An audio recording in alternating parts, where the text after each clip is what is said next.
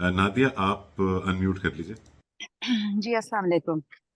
I'm बिल्कुल. going to try to be brief इसलिए कि टाइम कम है.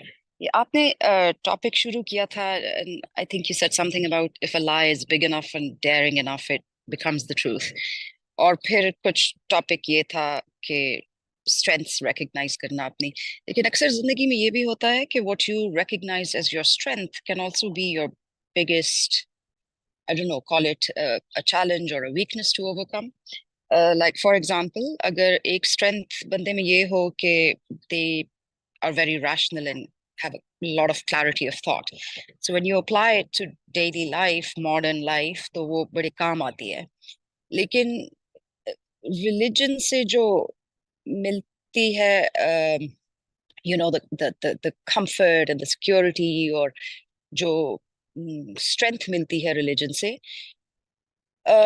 वो the minute you start experiencing it, you start doubting it because of that strength you have of rationality, call it rationality or clarity of thought. लेकिन उसमें ये बंदे को पता चल जाता है कि भाई a biggest lie, if daring enough, becomes the truth, plus combined with the human, potential to just seek patterns in everything. तो जो हौसला मिलता है religion से, that very हौसला you start doubting that am I creating it myself because I believe in patterns and because so many people believe in religion, that is why I'm believing in it also. तो वो sort of मेरी strength जो normally practical life में एक strength है, that same thing becomes a weakness for me in my spiritual life. Because मैं बहुत ज्यादा strength gain करती हूँ religion से, but at the same time I have this nagging feeling कि भाई ये तो propensity है human beings की कि वो इतनी tough जिंदगी में they want to seek comfort, so they look at patterns and they go like, oh yeah, नहीं, religion is true because this is the way we are wired.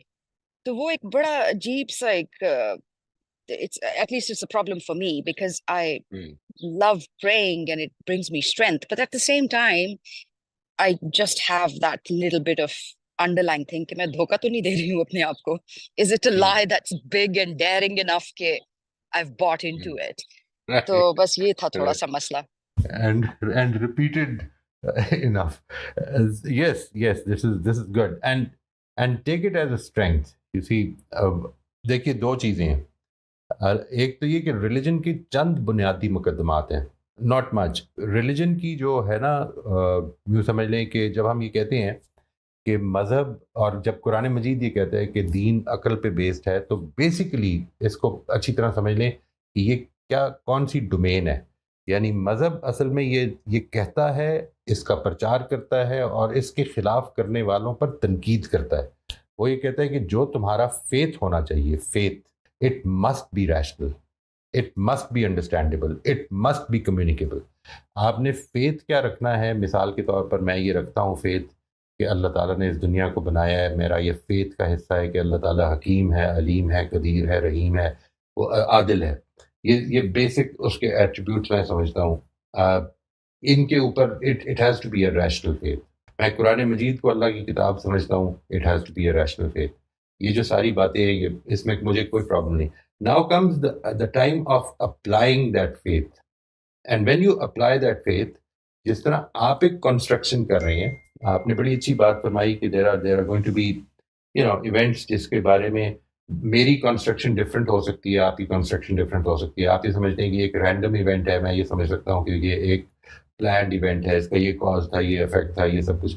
और एक आदमी ये समझ सकता है कि नहीं, ये तो प्योरली एक लॉटरी है, ये कभी हो सकता है हो जाए, कभी हो सकता है कि ना हो. फाइन, ये सारी कंस्ट्रक्शन है.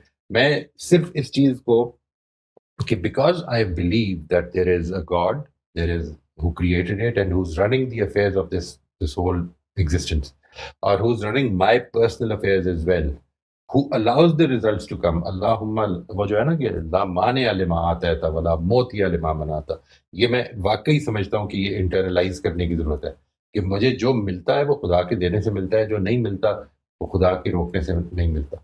यानी जिस वक्त मैं इस चीज़ को अपने अंदर, अब ये उसकी एप्लीकेशन हो रही है, एप्लीकेशन के मामले में, और फिर मैं कुछ अमल करता हूँ, कुछ नमाजें पढ़ता हूँ. मैं अगर इसके बारे में बहुत ज़्यादा तफसील में जाऊँगा कि क्या نماز ریشنل چیز ہے. نماز کا تعلق ریشنالٹی اور ریشنالٹی سے نہیں ہے. آپ 5 کی بجائے 6 نمازیں ہوتی تب بھی ٹھیک تھا, 7 ہوتی تب بھی ٹھیک تھا, 15 ہوتی تب بھی ٹھیک تھا. یہ جو خدا کی رحمت سے 5 نمازیں ہیں, آپ اس کے اندر حکمت تلاش کر سکتے ہیں, لیکن جو آپ کی فیتھ ہے اس کو پہلے اس کے بارے میں بہت ریشنل رہیں, ہمیشہ ریشنل رہیں. قرآن مجید یہ چاہتا ہے کہ ریشنل رہیں. ٹھیک ہے جی, خدا یہ چاہتا ہے کہ آپ ریشنلی مانیں. جو مانیں دیکھیے کس حد تک وہ یہ چاہتا ہے. وہ یہ کہتا ہے کہ پیغمبر کو یہ حکم دیتا ہے کہ تم ان سے کہو کہ تم جو مانتے ہو نا کہ خدا کے علاوہ بھی خدا ہے, there are other gods besides the one God, تم اس کی کوئی دلیل لا کے دو. اور اگر تم دلیل لے آؤ کہ خدا کی اولاد ہے تو میں سب سے پہلا اس کے آگے سرنڈر کرنے والا بنوں گا. یہ وہ کہہ رہا ہے کہ ان سے یہ کہہ دو. لیکن اس طرح کی کوئی چیز نہیں ہے کہ جو ریشنلی ہمارے سامنے ہے. وہ یہ چاہتا ہے کہ ہمارا سارا فیتھ جو ہے وہ ریشنل بیس ہو. اب اس کے بعد اس کی پریکٹس ہے. پریکٹس انسان جب کرتا ہے تو اس کے اندر بہت کچھ ایموشنز بھی شامل ہوتے ہیں, بہت کچھ اس کی اپنی کنسٹرکشن شامل. That is naught whole of religion. مثال کے طور پر جس وقت میں یہ کہہ رہا ہوں کہ جب اللہ تعالیٰ یہ کہتا ہے کہ جب نماز سے فارغ ہو جاؤ تو اب اپنے کاروبار میں لگ جاؤ, اور اس کے بعد فَاذْكُرُوا اللَّهَ كَثِيرًا لَعَلَّكُمْ تُفْلِحُونَ, تو وہ جو اللہ کی یاد ہے, میں اس ذکر کو اللہ کرنا نہیں سمجھتا جی. اللہ کی صفات کو یاد رکھنا, اپنے ساتھ ہونے والے ایونٹس میں, اپنے ساتھ ہونے والے واقعات میں خدا کا ہاتھ تلاش کرنا, ان کو رسپونڈ کرتے ہوئے یہ یاد رکھنا کہ I am responding to God. اس میں انسان سے غلطیاں بھی ہوتی ہیں, انسان جذباتی بھی ہوتا ہے, انسان کا دل بھی باہر آتا ہے, یہ سب کچھ ہوتا ہے. This is not the part which is rational. This is a very personal relationship with God which develops over time. ٹھیک ہے, جو پارٹ ریشنل ہے, which is communicable, which is understandable, which should be discussed at a rational level, وہ اس کا faith کا element ہے. وہ فیتھ کا ایلیمنٹ کیا ہے؟ میں ایک خدا کو مانتا ہوں, ایک سے زیادہ نہیں مانتا. میں ایک سے زیادہ ماننے کو ٹھیک نہیں سمجھتا. اور میں پیغمبر صلی اللہ علیہ وسلم کو اللہ کا پیغمبر مانتا ہوں. میں ایک دن کو ڈے آف ججمنٹ مانتا ہوں. یہ 3 ہے بنیادی فیتھ کے elements. They have to be rational. And اگر یہ نہیں ہے تو پھر ماننے کی بیسس ہی نہیں ہے. یعنی یہ جو بات ہے کہ انسان فیتھ رکھے, سمجھ میں آئے یا نہ آئے, مجھے یہ بات ہی سمجھ میں نہیں آتی. This does not make sense to me. مجھے یہ سمجھ میں آتی ہے کہ جب آپ مذہب پہ پریکٹس کرتے ہیں تو آپ کا فیتھ انہینس ہوتا ہے. جب آپ بالکل خاموشی سے اللہ تعالیٰ کے لیے روزہ رکھتے ہیں کسی کو بتائے بغیر, تو آپ کا فیتھ انہینس ہوتا ہے. جب آپ اللہ تعالیٰ کی شریعت پر اپنا نقصان اٹھا کر عمل کر رہے ہوتے ہیں, اپنی فہم پر, اس شریعت کے اس فہم پر, تو آپ کا فیتھ انہینس ہوتا ہے. یہ فیتھ کا وہ والا ایلیمنٹ نہیں ہے جو ریشنل ہے. یہ فیتھ کا وہ والا ایلیمنٹ ہے جو فیتھ کے ساتھ کمٹمنٹ ہے, فیتھ کی کنوکشن ہے, وہ انہینسمنٹ ہوتی ہے. ریشنالٹی تو بہت ساری چیزوں میں ہمیں بہت ساری چیزیں عقلی طور پر سمجھ میں آ جاتی ہیں, لیکن ہم ان سے کوئی جذباتی وابستگی نہیں رکھتے. This is what I am seeing. I hope I made it clear جی. انشاءاللہ اس پر ہم مزید بات بھی کریں گے, and this is going to be a topic, a standalone topic that we'll be discussing inshallah in a lot of detail, اللہ نے چاہا تو.